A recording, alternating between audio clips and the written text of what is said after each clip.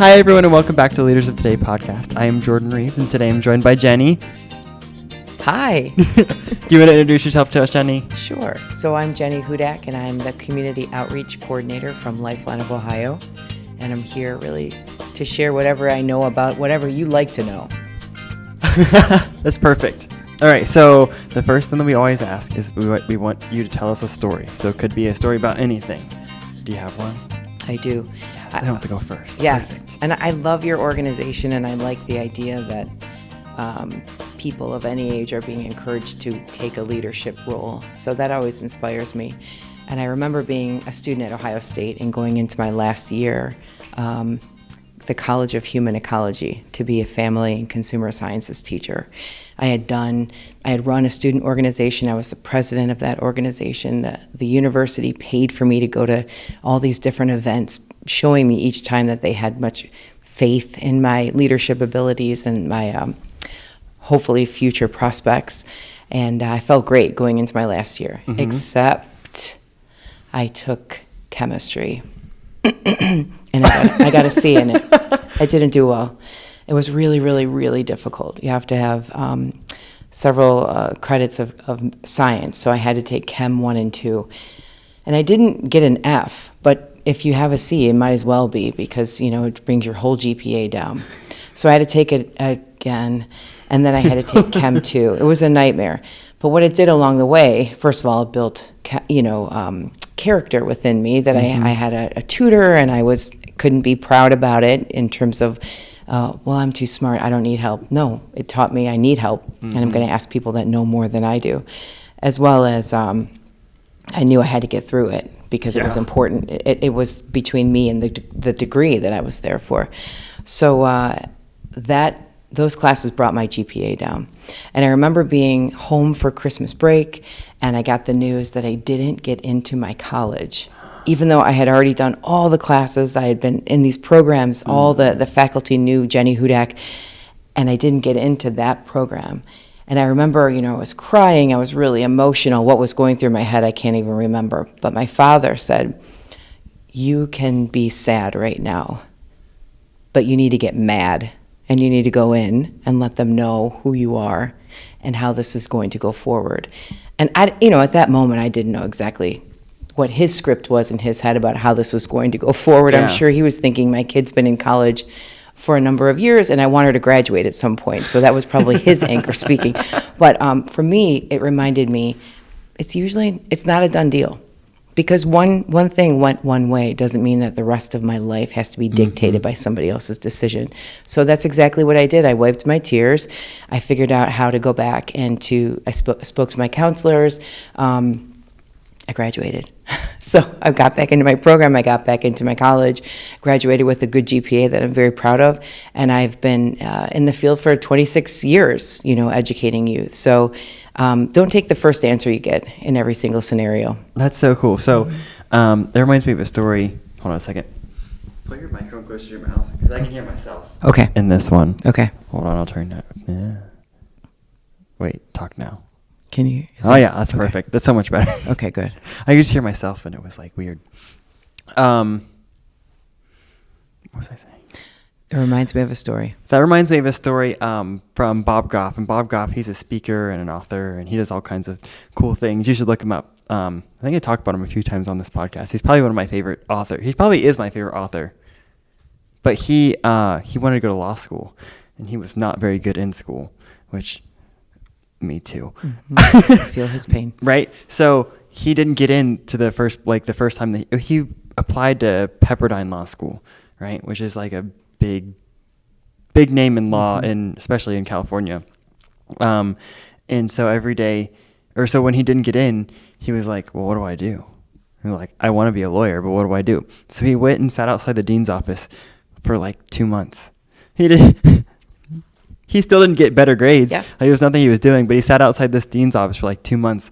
And then the first day of school started, and he was still sitting in front of the dean's office and just kept sitting there. And about 2 or 3 weeks into school, they let him in. They're like, you have one chance. Right. Like, don't mess this up. Right. And he didn't. He became a lawyer. Yeah, I love that story. There was nobody else sitting behind him. He was the only one there that persisted and continued on and didn't take no for an answer. Mm-hmm. Right on. Yeah. All right, so let's jump in really quick. Okay. What does the phrase leaders of today mean to you?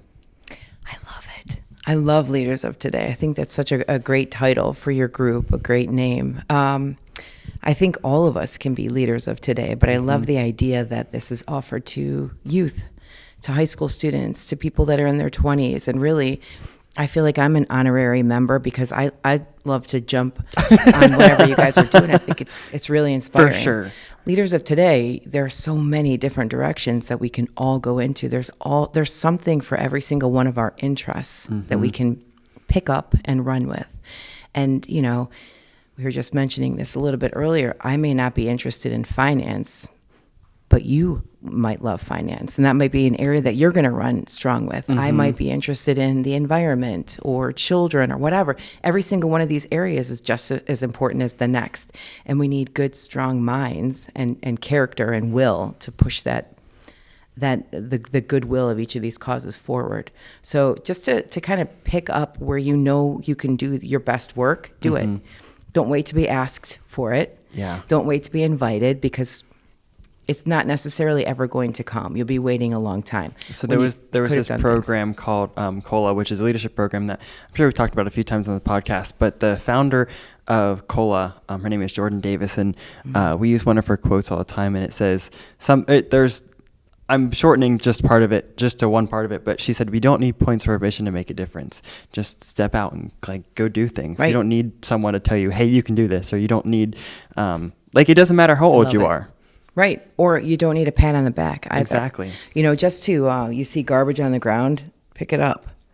The person behind you isn't going to do that necessarily, but they might if they see you do it. So believe, even though you don't think anybody's watching, you're inspiring other people. Yeah. Yeah, even just the small things. I love that. Especially. That's so true. So true. What is something that you're passionate about? You're a very passionate person. I just want to say that. I've actually heard that. So right now, Leaders of Today is doing a service event, and Jenny and I kind of jumped into a different room to record this. But someone already said that today, how passionate you are. So what is something that you're passionate about? Thank you. It's such a compliment to hear that. I don't know any different, because that's just how my blood runs. I get excited about things, and sometimes I have to calm myself down because it freaks people out that I'm excited about some things. But for me, I'm passionate about people. So right now, you know, I've been in education for 20 plus years. Youth, I'm very passionate about. You know, and I've said this a million times during my career, I can't sell tires. Tires are very important. I need 4 of them on my car. I want somebody who knows what they're doing to put those on my car, right? That's all important, but I don't have any interest in it beyond knowing what I need for my car. I have to believe and have a desire to do what I'm doing. And so working with youth for a number of years has always been a passion. I know that there's such a great deal of hope going forward. When I see that little baby start to grow within, whether it's an adult or a child, there's like a little child in all of us that gets excited about something. That gets me passionate, and I want to help that person go forward. So right now I'm working in organ and tissue donation. What better match could you think of for somebody who's passionate to get behind giving an opportunity for life and healing to people? So it's a natural click for me. I love stories. I love to watch the Olympics, not because I know anything about sports. I do not, although I can, fudge my way through. Yes, absolutely. But I love the color commentary. What did it take for that person to get to become a skier? Or that might be why I love the Olympics too. But I love watching the Olympics, and I also love stories. One of the things that people tell me all the time is, why do you always ask for stories? But yeah, that's probably why I love the Olympics.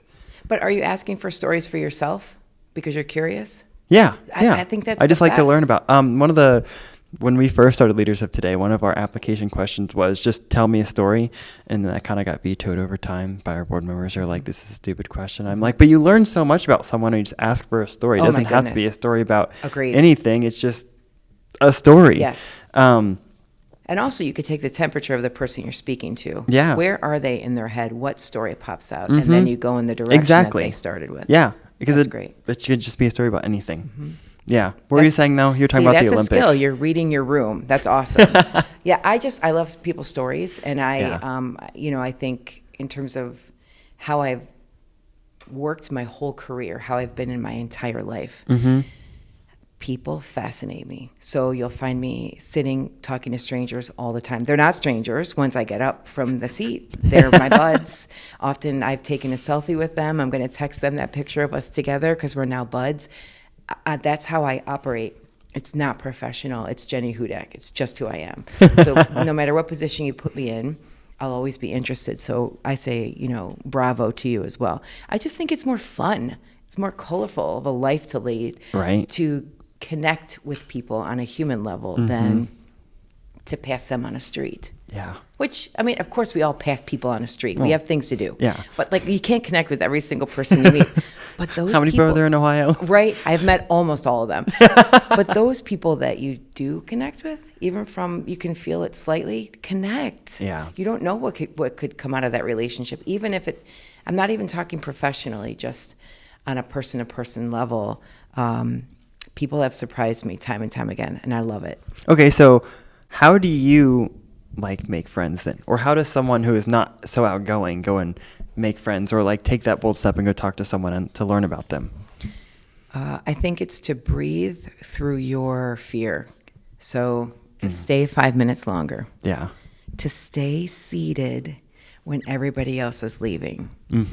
To engage in a conversation. It doesn't necessarily mean that you have to knock on that person's door or say, what's your name? It doesn't have to be that formal. It can just be literally just to sit in that seat a little bit longer when everyone's leaving and to be left in that room with maybe another person. I would say, you just never know. Just to add on to that, just put your phone away or even just keep it in the Amen. car. It's a safety blanket for all of us. I know for networking events for me, all the time, I'd take it in, or I'll be in the middle of a conversation and be like, oh, I have a phone call. That's not, I don't really, but I don't want to be in that conversation anymore. So yeah. It's our crutch in a lot of ways. I think about kids with a blanket that they walk around with, or they have a pacifier. And I think so many people walk around with a cup of coffee. It's all of those things are to help us feel calmer. I get it. But also I think that they put up a wall between us and another person. But also, too, I don't know if you've noticed this, too, because you're outgoing.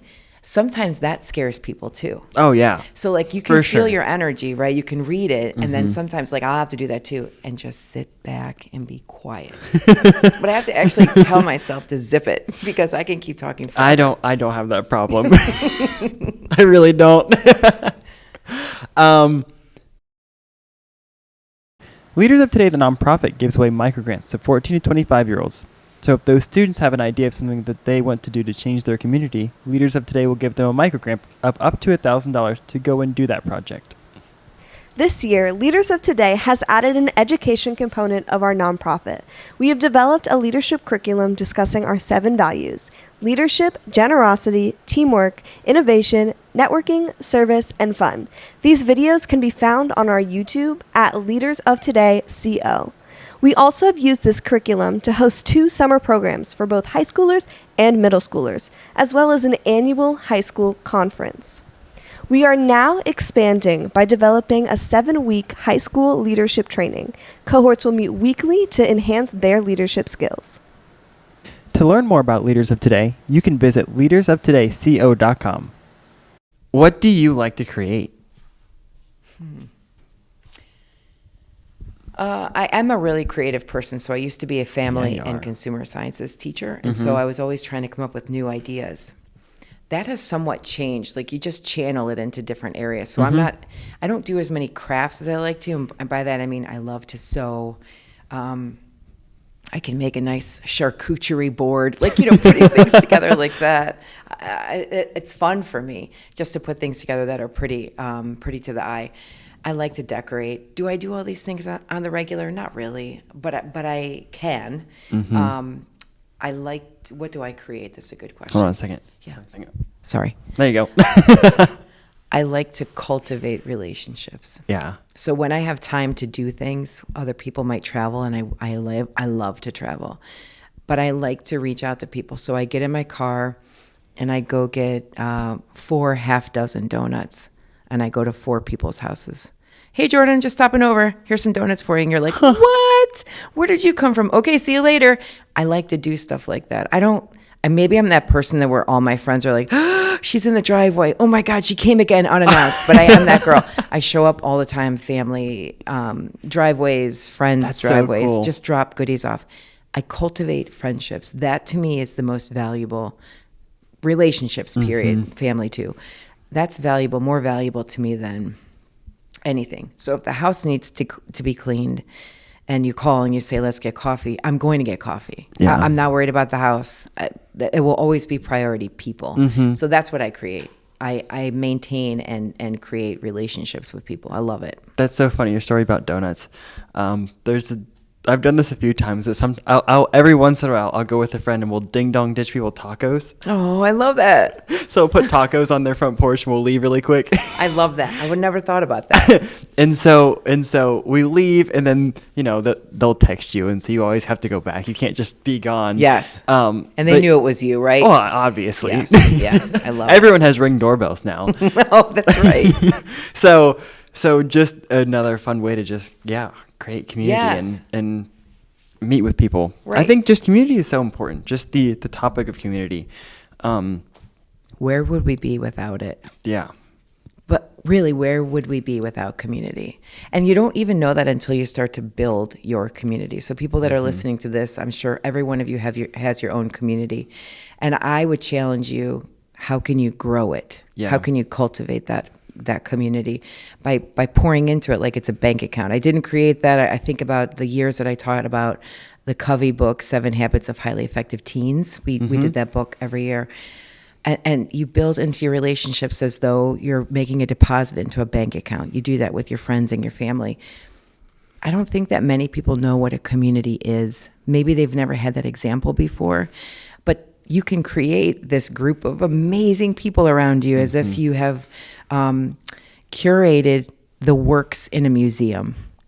So then you step back and you look at the remarkable individuals who you hang out with. And I just said it yesterday, was saying this to one of my really good friends. I am so grateful for the crazy, fun, brilliant, talented, I could go on, friends and family members in my life. Yeah. So, and that doesn't come easy. You create these people, this museum of awesome friends and family by being awesome to them as well. Totally true. I think you have to be intentional and actually pour into people, because Well said. it doesn't Yep. just happen. Yep. How do you create strong partnerships as a leader? I'm just genuine. So I'm not walking in, hey, thumbs up to everybody and throwing out business cards. I just want to talk to you as a person. Yeah. So who are you? I'm reading the person who I'm speaking to.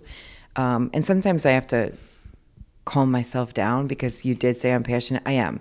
So I talk too fast sometimes. I get in people's faces sometimes, but I'm interested. Tell me more. Not everybody. That's not everybody's bag. So I have to really read who I'm speaking to. And sometimes I do it better than other days. But I think remind me again because I lost my... How do you create strong partnerships as a leader? I create strong partnerships by creating a friendship. That's the partnership. So when I think about, the schools that I taught at or the organization that I work for today, when I speak and I meet a new person, they're my bud.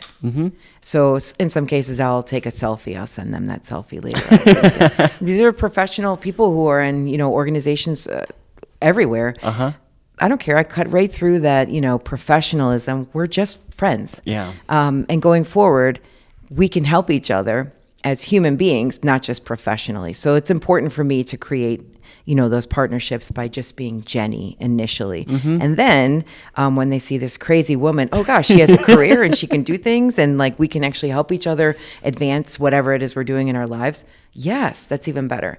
But those relationships, you'll do anything for each other. It's not, if you remember a birthday or you remember somebody's child's name or something Yeah. that they were going through the last time you saw them. We both know this. That means a lot. And that those people will be loyal to you as well as I would be loyal to those individuals as well to help them do anything going forward. And so I have some great partnerships just from being myself, just from having fun. Yeah. I am not the I'm not the birthday remember. That's is okay. My mom. But no, that's so true. You do especially 100 other just- things, I bet. Yeah, just remembering things that people talked about last time, or just their kids' names, or that they played a sport. Or I am also terrible with names. So this is a funny story about me. When I was a student ambassador at DeSales, where I went to high school, and our student ambassador leader, I don't know, she was the admissions director. Okay. She said, you don't always have to remember their name because there's going to be a lot of people and you're not going to remember everyone's name. Remember something about them so you can have a conversation with them outside of like, hey, how's it going? Yeah. What's your right, name? Yeah. Right. So like, oh, Jenny, I remember that you work at Lifeline, or I remember that that you've gone to the Pass Foundation and work with them a lot, or I remember like just different things that you do, and so I can still hold a conversation with you even if I don't remember your name. Right. So that's a fun tip that I learned. Right. and I love that. That I use all the time. Very 'cause useful. I am still not the name remember. But you feel people too. I Yeah. see that in you. You can feel people from a mile away, and you read them from a mile away too, so you know where to begin, where to start talking. Yeah. Thank you. What is one skill or trait that you look for in leaders? I think I'm really just looking for the spark. You know, if I see that spark in a person's eye, an interest in something, that's always exciting to me. Let's start from there. And so sometimes you have to kind of talk about some different things to get that spark to come out of people. Sometimes it burns you because it's so bright. You can see it immediately. But I think that that's most important. Whatever your spark is, to follow it. But I think we've been so trained to keep everything kind of muted and appropriate and professional and so disgusting. Yes, let that spark burn bright, whatever it is. It's so boring to be, vanilla about everything. Find what it is that you're interested in and run with it. Even if it's crazy, even if people that you know have no interest in it, think that you're crazy, whatever. There are things that they do that you probably think are crazy too. So it's okay. Find your bliss, I guess. Yeah, for sure. I understand, and like I really do enjoy being professional, like professionalism. Like I genuinely do like that, but I hate being boring. Like I totally walk into rooms, and even Josh and Madison, who's like our president and vice president, they'll be like, "What are you doing?" Like that is the most. So the other day we were doing a summer program, and there was a rolly chair. And so I was just spinning around and around and around, and all the students were walking in, and like they were like looking, but not really thinking about it. And they were all like, "What are you doing? Stop doing that!" I was like, "Well, that'd be boring." Yep. And also, you started a conversation that everybody in that room was included in. Nobody was excluded in it, and you were being silly and allowing them to be silly with you. Yeah. I love it. It takes bravery to be that person. Don't change.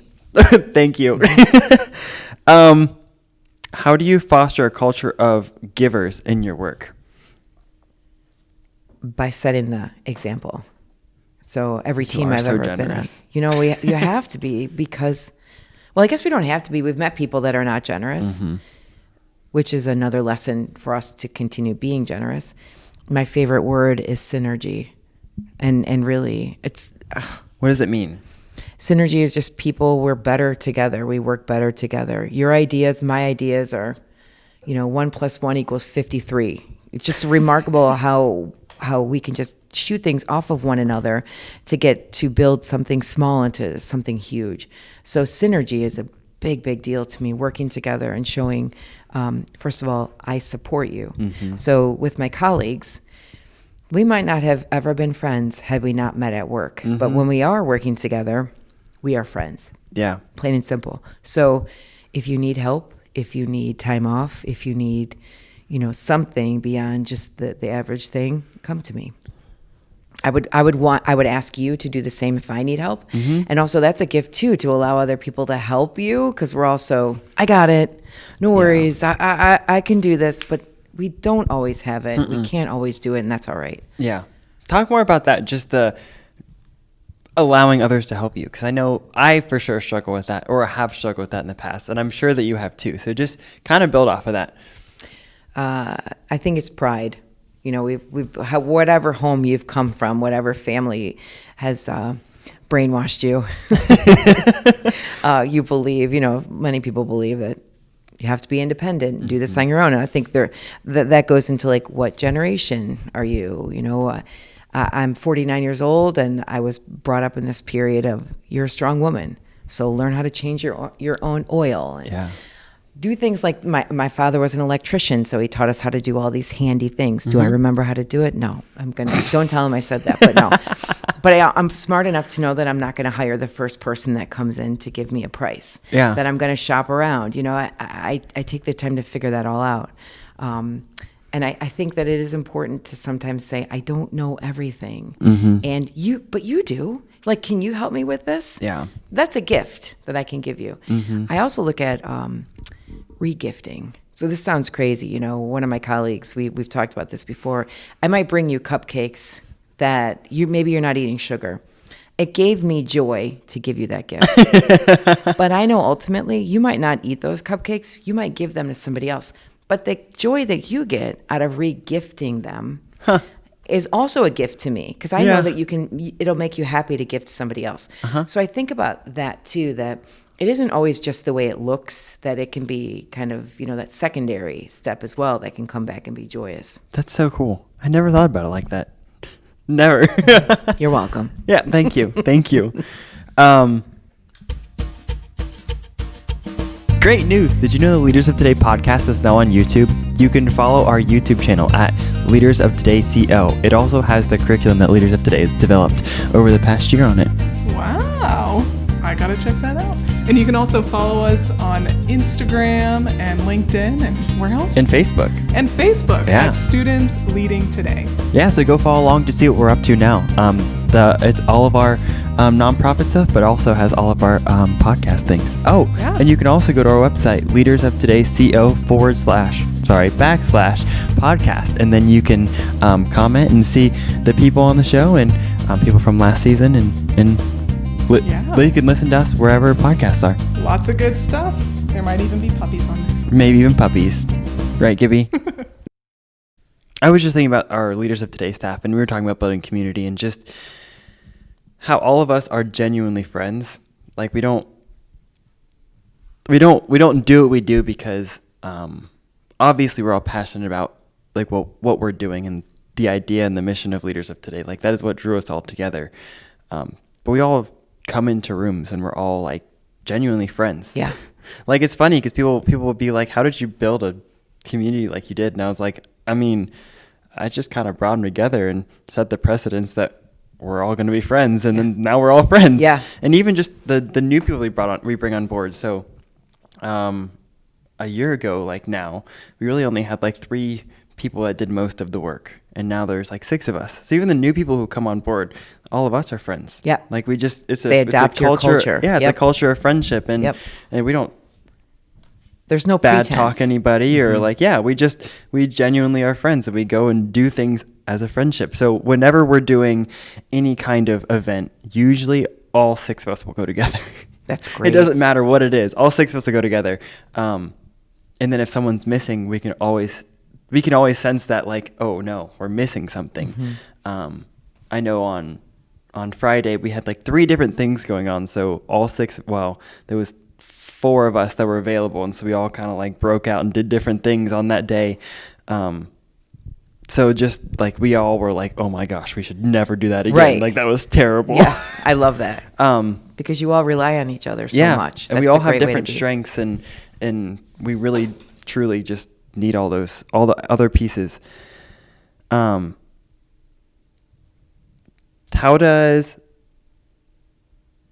on. Okay. Let's go back a little bit. Okay. Let's go back to the original question. To how do you foster a culture of giving in your work, like outside of just community?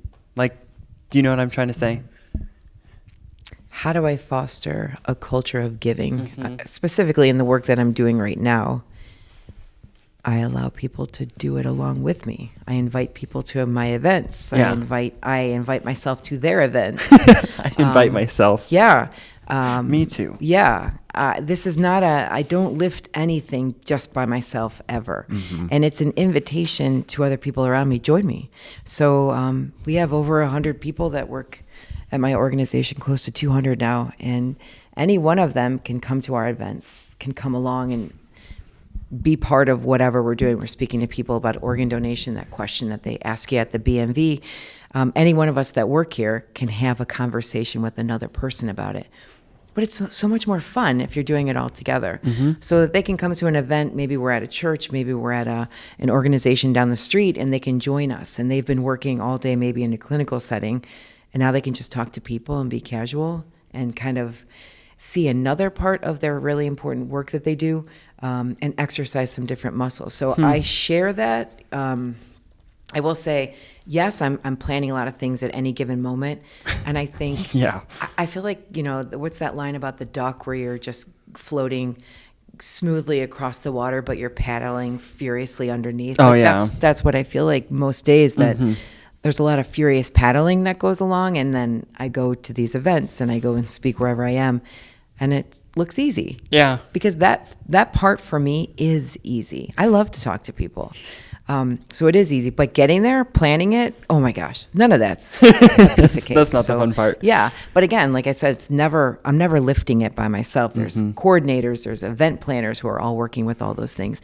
And then, of course, if I'm walking into a school or walking into a faith-based organization, the people that you work with there. And I'm making buddies with them. They're my friends. And then when I leave, I'm following up with all of those people. All that is just as important as checking in for the very first time to say, I'd love to come to your school. I still have birthdays in my phone, and all those things that I check back with people years later. They don't serve me anymore. Let's say professionally, I don't know what's going to be in the future. They might not even be at the same school that they were before. But now we're friends, and I don't know where that relationship can take us. But I'm open to it with zero expectations. Oh, you're the most friendly person ever. So how do you change your community outside of work? Obviously do a ton of things within the work that you do that is amazing and life-changing. But what are things that you do outside of your work to change your community?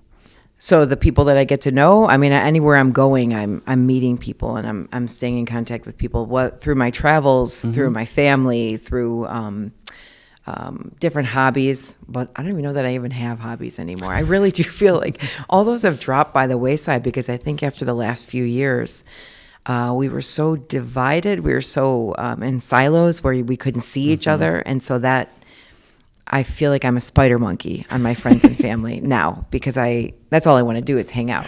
And when I'm not hanging out, I'm at home kind of staring at a wall, just like absorbing my life again, because I can be living out loud very loudly, but I also need time to, I guess, absorb some peace as well, some Jenny time.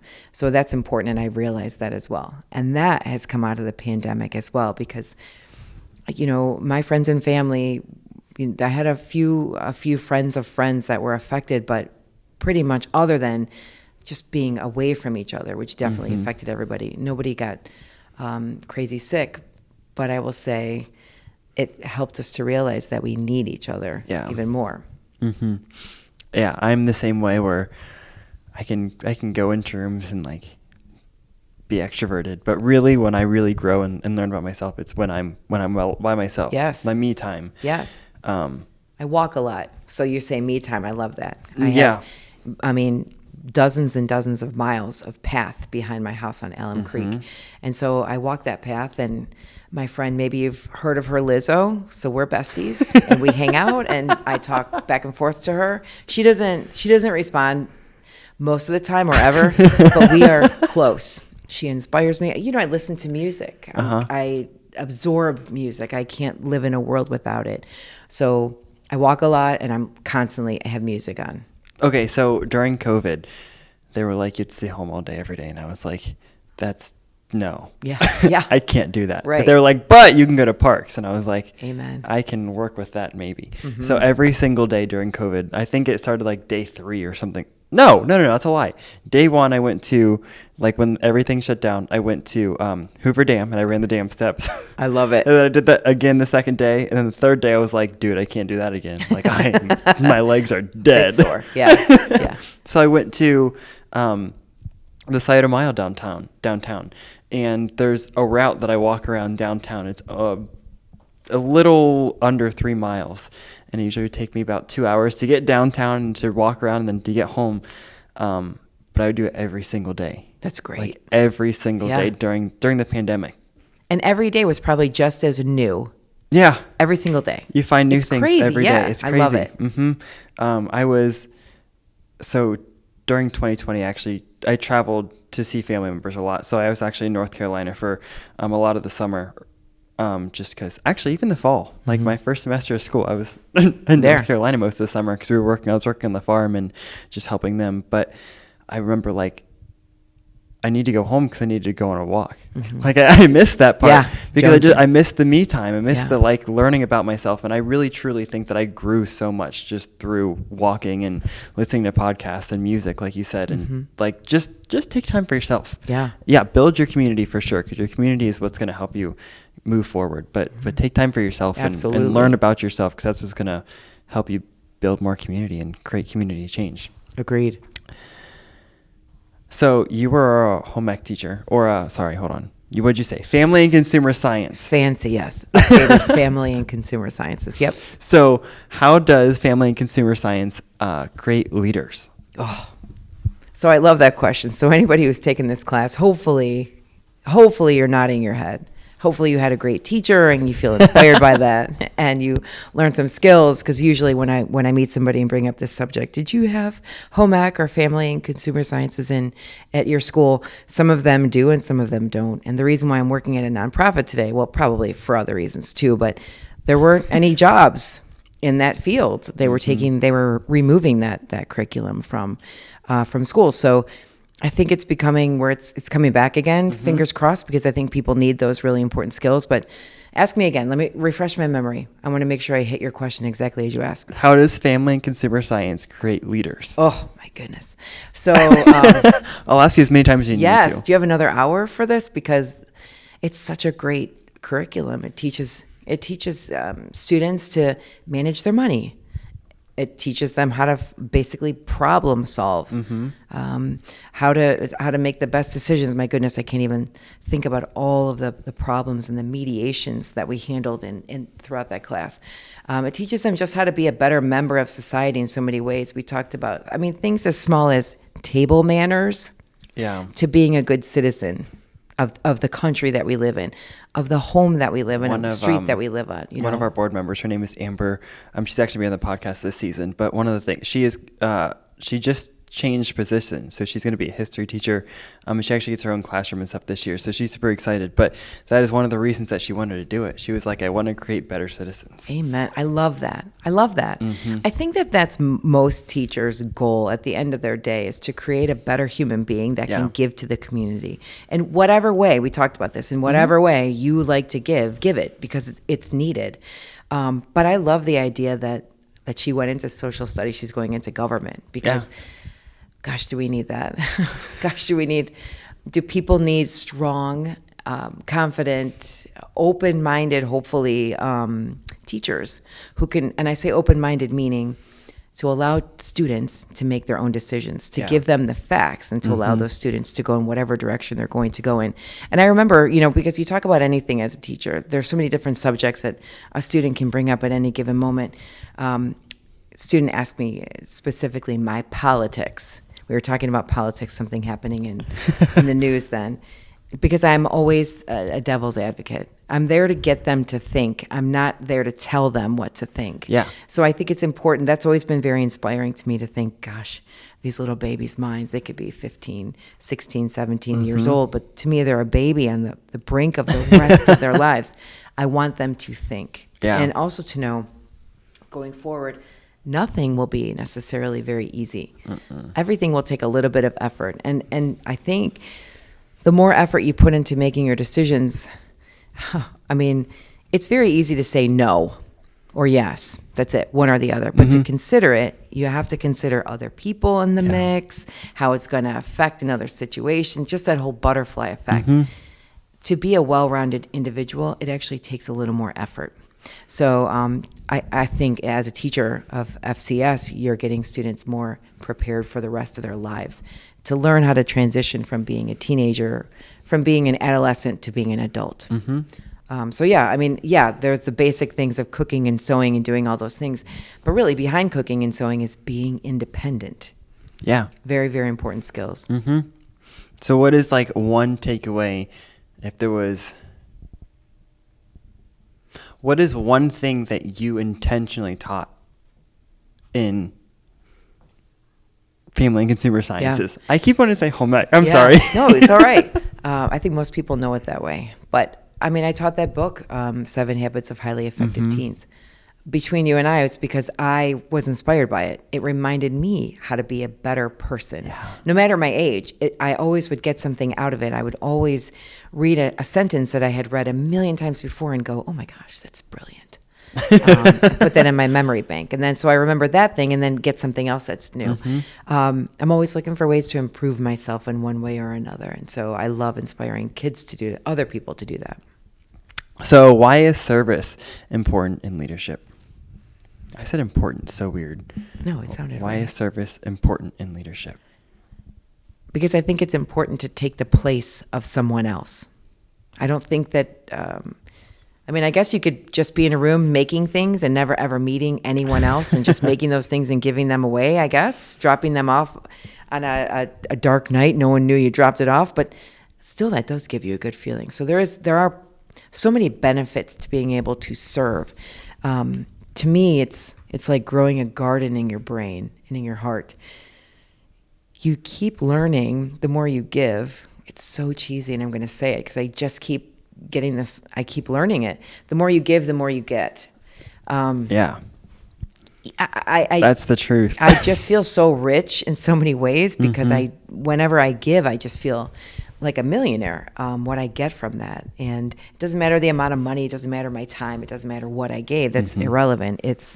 I was able to help somebody else. So much so that I have to sometimes stop myself because other people can give too. And that's a gift to allow them to give and to get out of the way for other people to do it. So yeah, I think that service part of it is a big deal. I remember I was with my little cousin. I think she was like 10 years old at the time.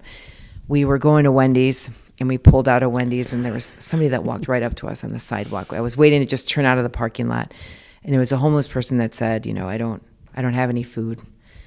So I opened the window and I just gave him my bag of Wendy's. And she just told me this like a couple of days ago. That was, 15, close to 20 years ago. I forgot about it. I didn't remember. I don't even know that it really happened. She said it. So she said that day changed for me because I saw you do that. It changed the way I looked at people. It changed the way that I knew that right in the here and now, I can't necessarily change your whole life, but I can show you that I have compassion for you, that we are the same, that whatever I have, I can give to you. That changed. She's in her early 30s now. And for her to say that statement, she's one of the most giving people that I know. These are examples that we just have to live. It shouldn't be an extra effort. If you have to make the extra effort, do it until it becomes more natural, and then it won't be something that you even think about. Yeah, volunteering, getting involved is, wow, so much more than just a matter of time that you're giving. You're getting so much more out of it. So how do you receive? Like, obviously we love giving, right? I'm the same way. I'm really good at giving, but sometimes when someone tries to give me something, I'm like, no, I don't need that. But how do you feel like, or how do you receive in that way? I've learned it's so hard. It's so hard to take because that's the way I look at it. That's the way I did look at it. Now, let's just say, for example, I had a surgery last year. I thought about going home to be with my parents, that they could help me through this. And I said, no, I'm going to hang out here because I've got a million friends. I let everyone know, you guys, I'm weak. I'm going to be weak for a few weeks. I need you. That's not something that I say. It's usually I'm the one that's there for them. They were rubbing their hands together, so excited. Yeah. Every night I had somebody at my house with a meal. I didn't need all that stuff, but I needed them. So, and I allowed them in. The lesson that I got from that, it warms my heart every time I think about it. It changed my life. That surgery that I didn't want to do, that I was resisting, but I opened myself up to my friends and I shared with them that I was scared and that I was going to be in need of them. And they all showed up. I mean, in spades, well beyond what I expected them to do. So You had so much food, I'm sure. oh my gosh. You were like, can you please take this yes, food? Like, I would pull you in when you came over and be like, take this home with you because I can't. But because, and all this stuff was full of love. Yeah. Really, everything was so lovely. And these are people that, like, I send cards. I don't know a lot of people that send cards. You write thank you cards, which I love. It is a lost art. People don't do that a lot. So if you do it, people think you're amazing just because you wrote a card, like something so simple. It's really not hard. It really isn't. And it really goes a million miles beyond just saying thank you to throw something in the mail. So I like to do that. And also it's a really easy way of having a relationship with somebody without all the extra time, without any money, without all the extra effort. It's just me letting you know I'm thinking about you. And they can hold that in their hand and they can see my handwritten words. And it might just be, hey, sending hugs, Jenny. That's it. But they know I took the effort to put that in the mail, and they have that in their hand. So, yeah, tip to all of you. If you're lacking in time, you don't have time for everybody, throw them a card in the mail. Perfect. I love that. That's really good. Do you enjoy listening to Leaders of Today podcast? If you do, share with a friend. Or you can follow us to stay up to date with new releases or new episodes and leave us a review. I am so thankful that you guys are listening because I enjoy so much recording these podcasts. So just thank you for being amazing listeners. What is something that you wish you were asked about more often? As we're wrapping up, like what is, I think I have one more after this. So I love to show people what I do. We could sit here for 6 more hours and I'll just keep talking because my favorite subject is me. Duh. So if you want to come and see what I do, come with me. I would love to have like a playmate that comes along with me and I can show you and you can jump in. Whatever it is I'm doing. So if I'm going to the grocery store, let me show you my technique for buying fruit. If I'm working and you want to see what I do at work, get in the car. Let's go. Let me show you. Can you please carry that? And I want you to meet so-and-so. And oh my God, did you get one of these fans? Let me give you that. So you will have fun. I love to hang out with people. I like people to be excited to learn. And I am that person that geeks out to teach. That's so cool.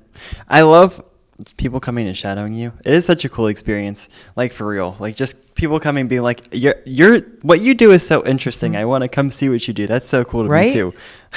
Like people ask to shadow me, I'm like, why? Like my life is not that interesting. But it is. Yeah, it is. Yeah. Everyone's is. Absolutely. It's crazy. It's different than mine. Every single one of our lives is different than another and person. we all have other things to learn from each other. Right. And it's amazing what you learn in a day about somebody. So true. And I mean, I'm even talking the people in your house.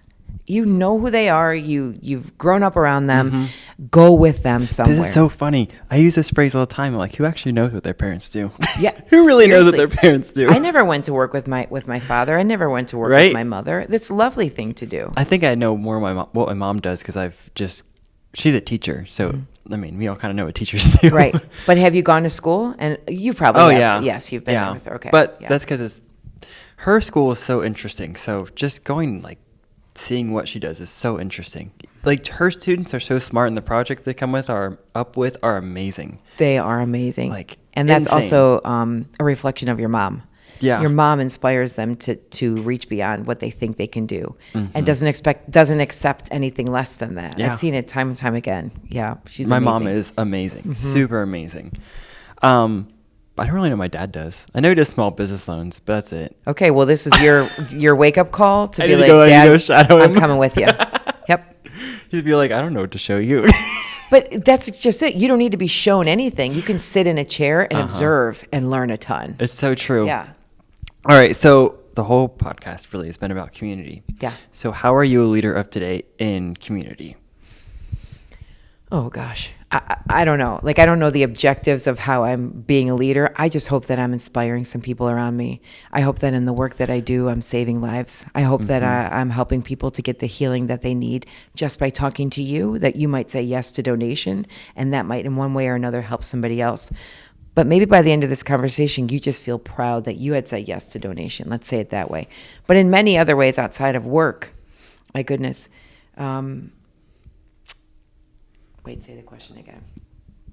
I lost it. How are you a leader of today in community? Okay. I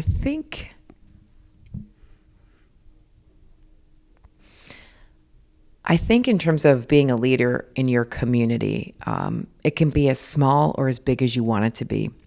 And I think that we all do a little too much comparing. So Yes. I speak right to you who's listening to me right now. What is your community? Who is your community?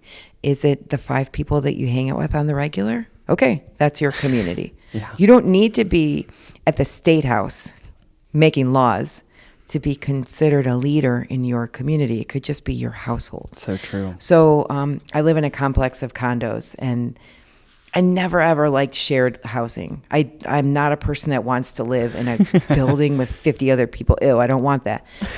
I do now. I've lived there for 11 years. I love these people. I know their mother's names. I know their shoe size. I know their social security numbers. I've held their hands in hospitals. I love them. I see them at the pool. I see them walking around. I take the older people that have a hard time, doing whatever they need to do, their garbage or moving their cars or whatever. I watch over them and they watch over me. I am a leader in my community. So something small like, I don't know, this is just an example from my complex. Recycling things that if somebody sees me walking garbage out, I'm going to put my recycling in the recycling bin just to be a leader in that regard. It sounds cheesy, but it does set an example for other people. To not wait for somebody else to do something. There's a bunch of weeds in one area. I don't want those weeds. They're ugly. We all have to look at them. So I'll just pick it up, pull them out. So things like that, it doesn't have to be that you're changing the world. It could be those very small things that you do on the regular for the group of people that you are a leader within. And even though you don't think you are a leader, you would surprise yourself if you asked them. Have you ever seen me show leadership in this group? You might be surprised if you ask your friends and family that, and ask in what ways you have done that, just to take a reading on what your community around you sees you as. That is a really good challenge. Like, just between now and the next podcast in a week or so, just ask the people around you how you were a leader. Because I think that they'll all have different things that they'll come up with that you don't even see in yourself. Yes, that you just do automatically. Just because you're you. That's right. All right, so I guess I'll ask you one more question Okay. that I wasn't going to ask you. Okay. But do you want to give a short spiel about what you do and why you should be a donor? Oh gosh, yes.